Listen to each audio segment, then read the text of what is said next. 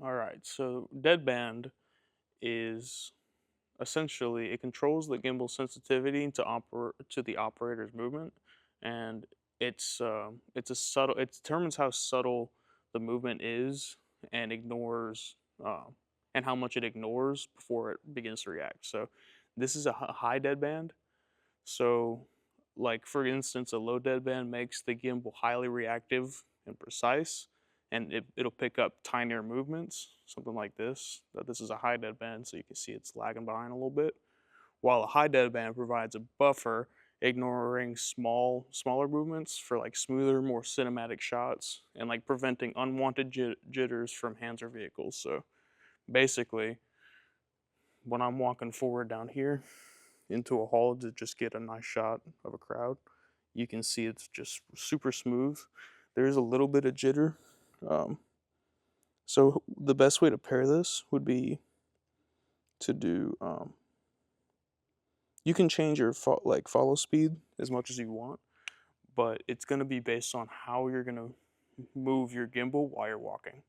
So this is the highest deadband, and this is the one we'll keep on here for now until there's just some certain shots that you want to make faster for whatever reason. So this is what it looks like just walking behind the crowd, and you can pan while you're doing it. You're basically just, I would just use the gimbal itself as the controller for this part. All right, so our follow speed goes along with every other component of the gimbal. So you've got your deadband, which is how much uh, you can see my basically like my footsteps if I'm going up and down the camera, how much it'll remain in this like stagnant position. So it goes along with that, and it goes along with the speed of your dial, with how you're moving. So it's a lot of different factors. For the most part, this is our slow right here.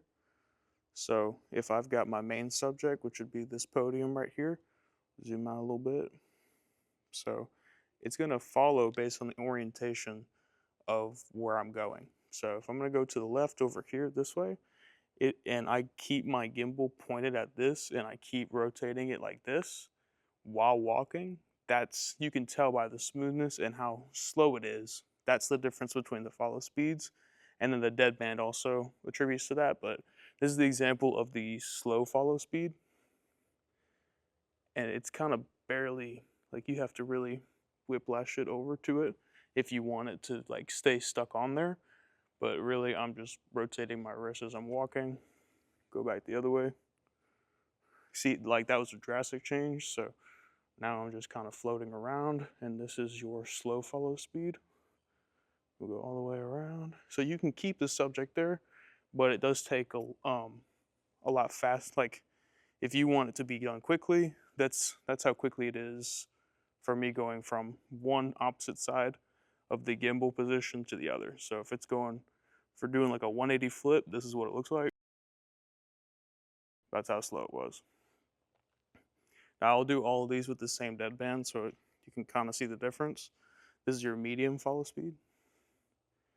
So they're all going to be the same. It's about how much you want to move basically your wrist when you're doing it and how pinpoint you want it. The slow is going to give a lot more grace for those nice cinematic shots, but you're going to have to work for it a little bit harder because you're going to have to follow through. The medium is pretty quick. So if any bit of micro adjustments that you make to the positioning of the gimbal, it'll be shown. So same test as last time, we'll do a 180 flip.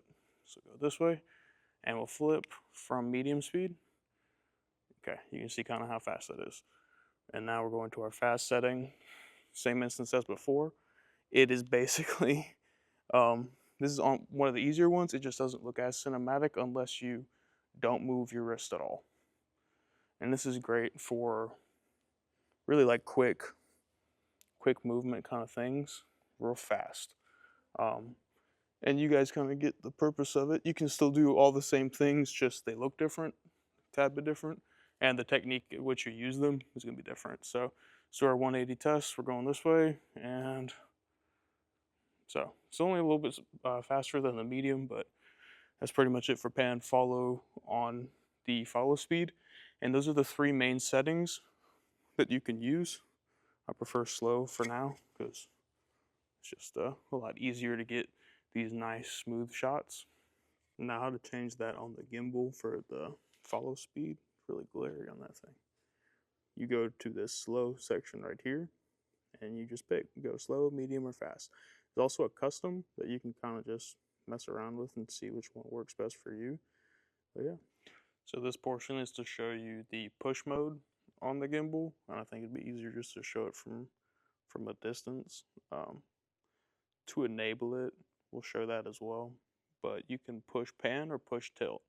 And what that means is basically you set your position, and that's your starting position. So, for instance, it's on push pan right now. I'll move it this way, and it's still enabled.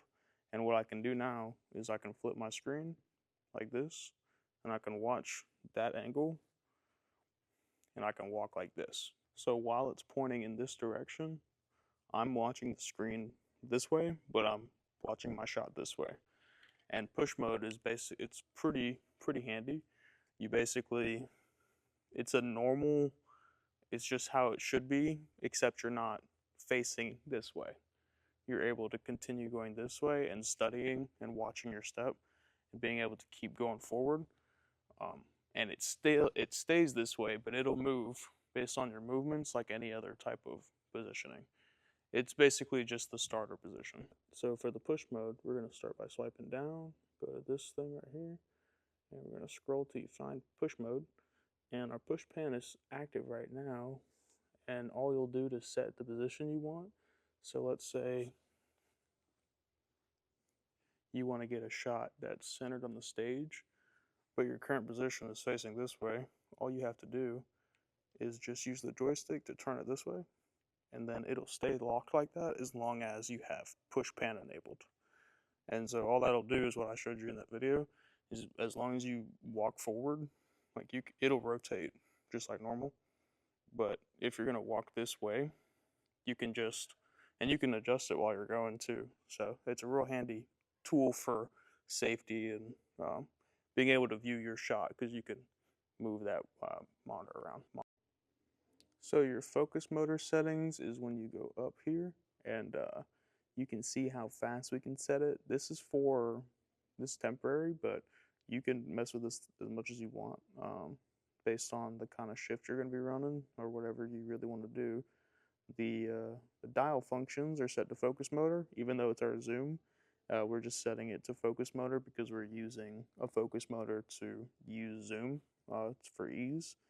And what we're doing is the smoothness of it is going to be demonstrated on the footage, but this is max smoothness, and how we're going to use this thing is by rotating this dial on the front here. So if we wanted to, so the smoothness of it, you'll see it physically on the camera. This is so it doesn't look so abrupt on live stream if you wanted a nice smooth entrance. And that's just me going pretty fast with it. So while it's out here, I'll show you how fast it is going with how speedily I'm using this thing, and you can kind of see the difference. So that's max, and I'm going pretty quick. And that's the best way I've seen so far to get those nice cinematic shots. If you don't want that, if you just want to zoom in quickly and just kind of get it over with, you're back at 0, and then we're at our smallest rate right here, and there you go. So you can see how more abrupt that is. You can also change the speed at which that goes out. So if we go here, we're at 0, head over, dial speed, you can set it all the way up to 100 if you want, and it'll basically just go in immediately. So with one flick, you can go like that. So you can mix it up. You can go like 50 here, and then switch it over to the smoothness. You can try 50 speed, 30 smooth, and we can actually see a pretty huge difference between all types and combinations. With that way, at least you have a little bit of stutter for that smooth effect, but then you kind of have an option. So that's all it is for the focus itself, and it's pretty self-explanatory on the screen. You're basically just going in, going out. This is your PF mode, so it stays stagnant going forward, and then as you drop it down, it'll stay facing forward. It won't change the the vertical. So I'm vertically lowering the gimbal, but it's staying at that same position it was initially at, and like going this way, just down and up. That's the only thing that changes. So this is the PF mode. It's the pan follow mode. It'll also just do its normal. It'll continue pushing this way, and this is just me rotating like where I'm moving the gimbal. But as you can see, if I go up, if I go down, it'll remain somewhat in this orientation right here.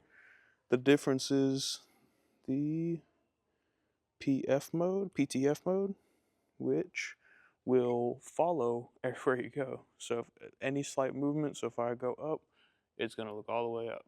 If I go down, it's look all the way down to the ground. So there's a huge difference.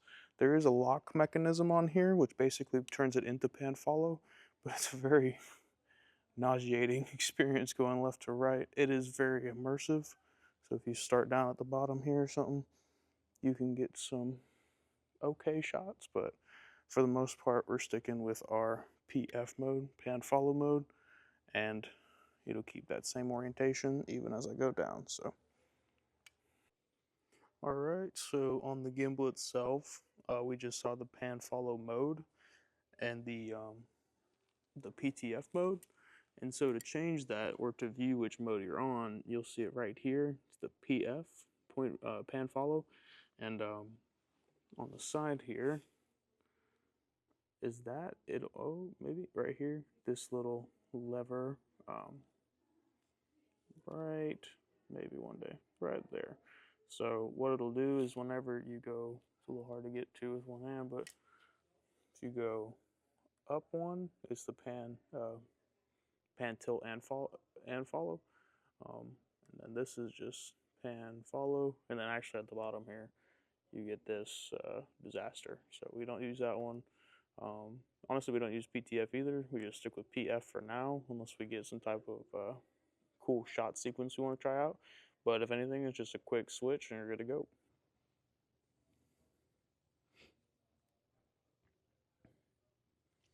All right, so our autofocus is now assigned to a button on here.